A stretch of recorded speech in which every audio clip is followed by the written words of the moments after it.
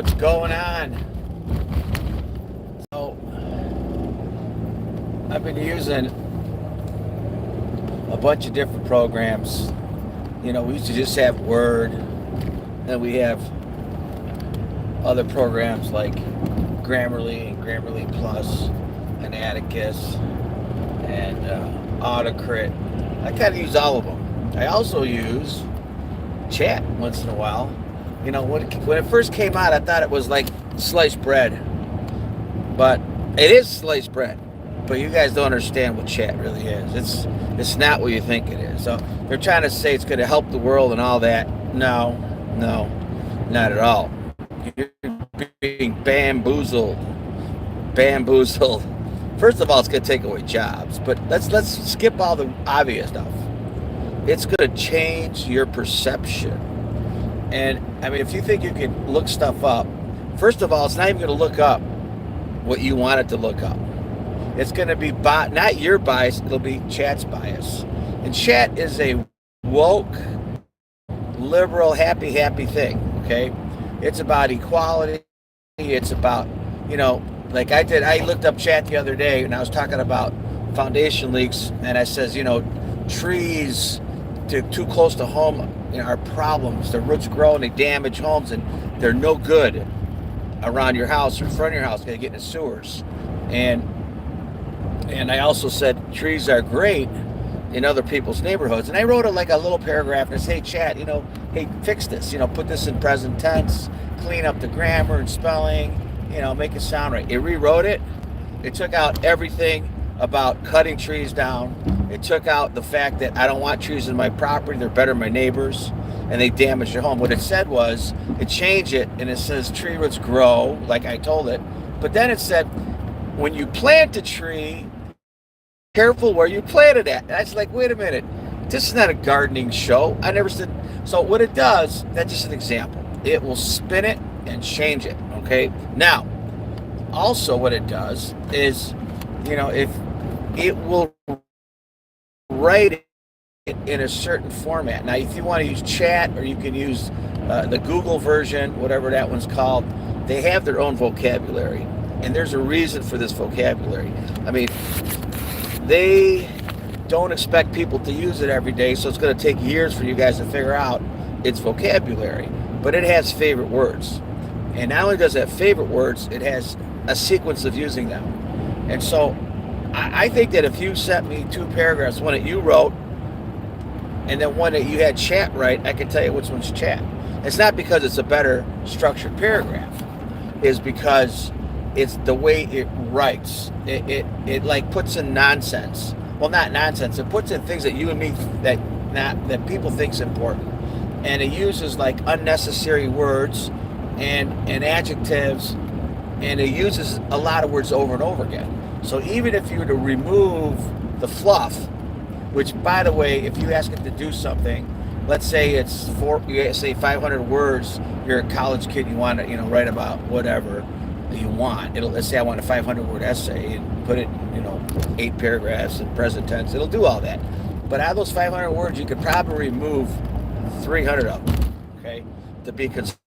And so those 300 words is what Chat does. It makes its own thing, and it puts it in a certain structure. And then, not only that, but I noticed that it uses certain phrases over and over again, or it spins the phrases and changes them, to plurals, and it uses words all the time.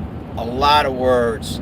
Like, I used to love the word challenge until I realized that if you ask Chat to do anything over 100 to 200 words, the word challenge will be in it. The word essential will be in it. The word critical and crucial will totally be in it, okay? Now, if you ask it to do some kind of poetry or artwork, or describe something, how do I do my garden and make it look nice for curb appeal, then what happens is it'll start using these crazy words like, the dance of life, and it'll start throwing in words like dance, like dancing. Don't ever use the word dance because it's pure Chat.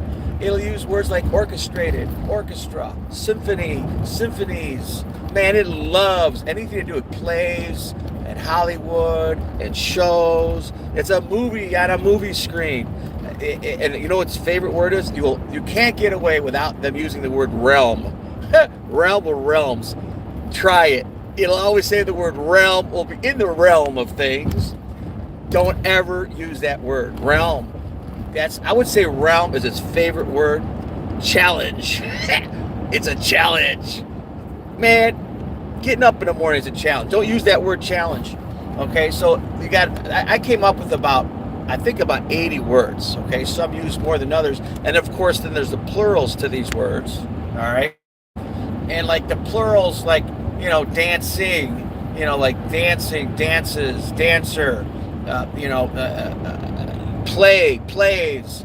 Man, you got to look at all those words. And then you'll be, I'm doing this off the cuff because I'm driving and I shouldn't be on the phone, right?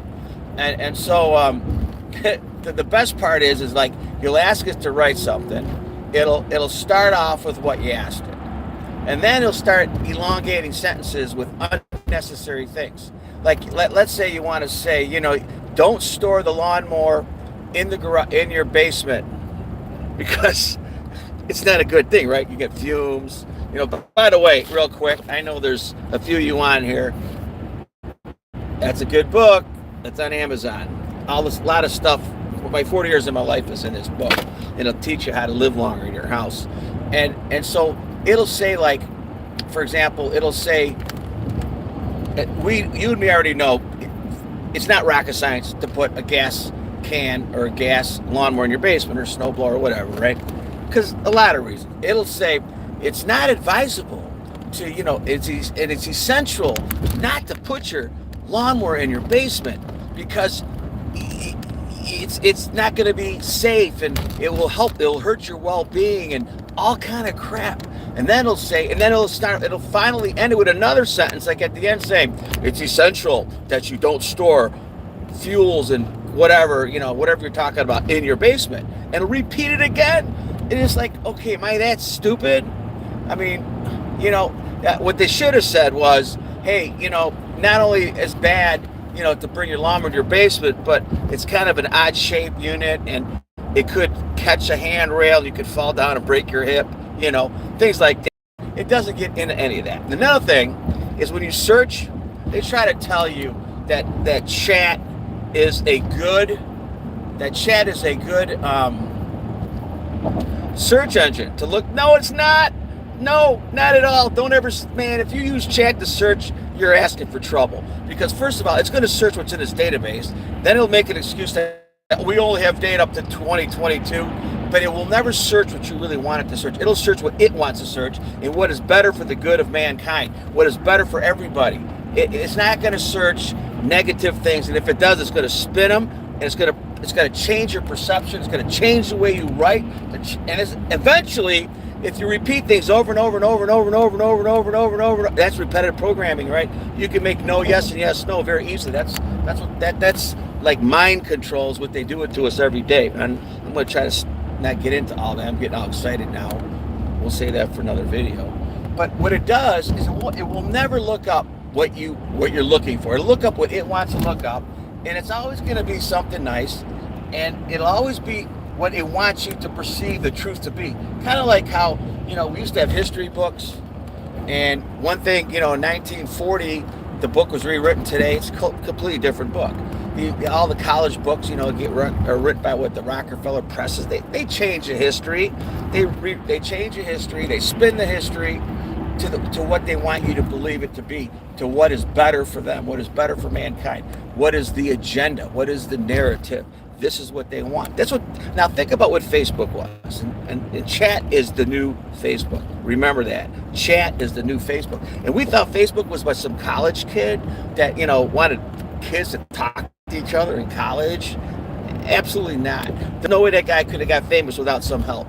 Okay? And the reason they got help is because they used all that information. And guess what? They know who you are, what your name is, what kind of food you like. They know who your friends are. They know if you do things, what your job is. That was not. Facebook was a CIA. I'll just use CIA was a trick to get the whole world into a computer system. That's all. Now chat, now they already got us in the computer system with Facebook, and they threw in Twitter and all those other ones. Now what they're doing, chat is the next Facebook. That's all it is. And chat's going to remember who you are. And then when you open a new chat, you don't think chat kept everything you've done before that. Then you try to trick chat. Like if you get in a chat topic, you're doing something, and you're like, it won't answer you. You're like, tell me about this, and it won't. It just won't. Well, it doesn't meet our guidelines. It doesn't want you to know certain things. It doesn't want to tell you certain things. It won't look up certain things. So you open up another chat, try to reword it. You end up fighting with chat. Try to find out something controversial, look it up, and you could spend hours fighting with chat. And it'll never tell you what you want to know. Never. And if it does, it'll spin it. And even if it does spin it and you end up using it, here's going to be the big problem. The big problem isn't today. It's not your report today. It's not. Think of all the nurses and doctors that are punching up chat, and they're looking the stuff up to write their executive summaries. All right, it sounds great. I've been using it, but I'm starting to realize after a year that there's more to this. And so 10 years down the line, when that patient dies, they're going to go back at these records, and they're going to read this record from Dr. Z, and guess what? It's going to be a great report on his diagnosis. And then they're going to know, because 5 years from now, they're going to know every word chat used, in which sequence, in how they structured the sentence, and how they wrote it, and its favorite words. And they're going to look at that doctor in court with a jury and say, you didn't write this, did you? Chat wrote this, didn't it? And you're a doctor. This patient's dead now. What do you think is going to happen to that doctor? It's going to be strung out, man. You're getting set up. We're all getting set up with this chat shit. I know a lot of us don't use it, but some of us do. We're getting set up, and now you're going to use chat to do your books. You're going to use chat to do your reporting, to do your shopping for you, and all that. It keeps all that, just like Facebook did. Anyways, hey, thanks for coming on. I'm putting in the floor today. Well, I'm going to try to put it in the floor. I'm a home inspector, right? But I'm also a property owner, and so I cut the linoleum yesterday, and I screwed it up a little bit because I'm a little lazy with the measurements, so now I got to make it fit. But I'm going to do that today. Hey, thanks for coming on. Hey, please rate, subscribe, and you know what? I'm writing a couple different books right now. I got 4 or 5. This one's out there, and it's called Fix Your Toxic Home and Live Longer. It's on Amazon. I think I just put it on Barnes. Hey, pick it up. It's about 84,000. It's my first edition, and it's good enough, man. You need to find all these things you're doing wrong in your house. Hey, thanks for coming on.